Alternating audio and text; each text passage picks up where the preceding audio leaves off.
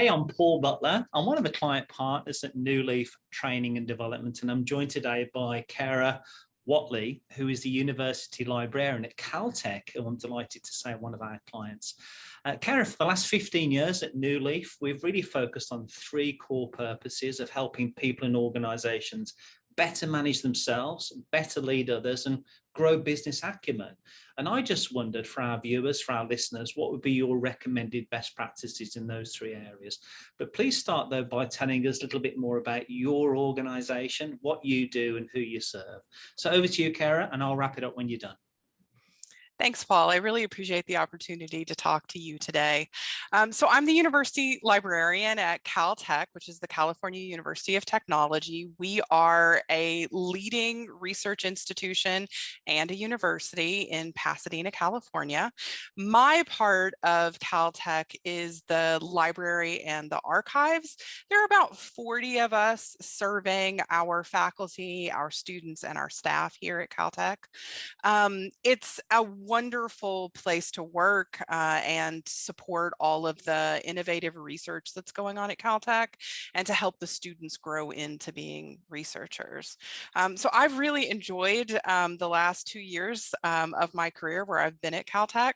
I'm really passionate about creative approaches to developing services and solving problems. I'm passionate about learning and development for myself and for others, and also for community building, both within my staff and also for those that we serve. And Caltech has been a really great place that I get to work on all of my passions.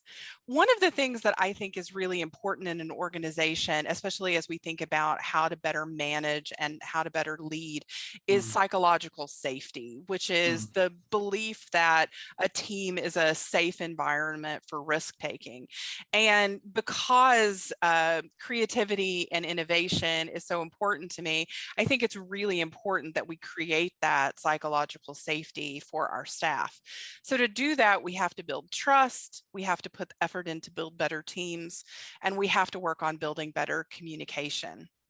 And I want to talk for a minute about building better communication, because that's traditionally a challenge, isn't it? I don't think I've ever worked anywhere where if you talk to the staff, they wouldn't say that communication was just fine and didn't need to be improved. So one of the things that I like to use to help improve communication is setting group norms. I think that those allow us to set expectations for how we're going to work, how we're going to communicate, and how we're going to make decisions. And what that does is then allow us to hold each other accountable for those things. I'm also a fan of strategic planning, and I know that's very corporate of the academic librarian to say, but I think it's a really good way to communicate within your staff during the process of strategic planning. And then it's also a really good way to communicate with your stakeholders, because it's important that we create these avenues for input and feedback within our staff. And we also have to create opportunities for community building. And that's been a big challenge in the past year, hasn't it? Because we have these ideas about how we create community when it's sort of focused on a place.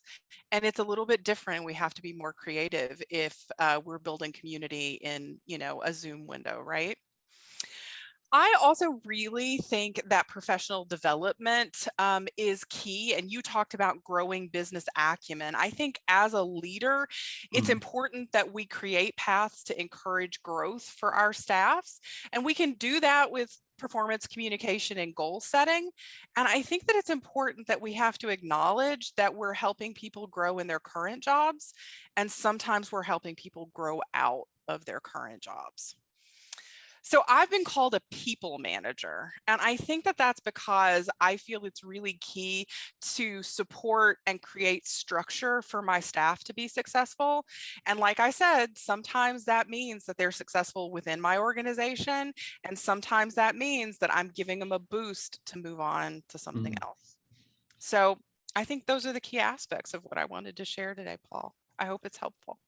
Well, Kara, on behalf of everyone who watches these, and as you know, they become very, very popular, thanks so much for your insights. And I love the way that you very pragmatically look at this challenge of helping people better manage themselves and better lead others and grow business acumen.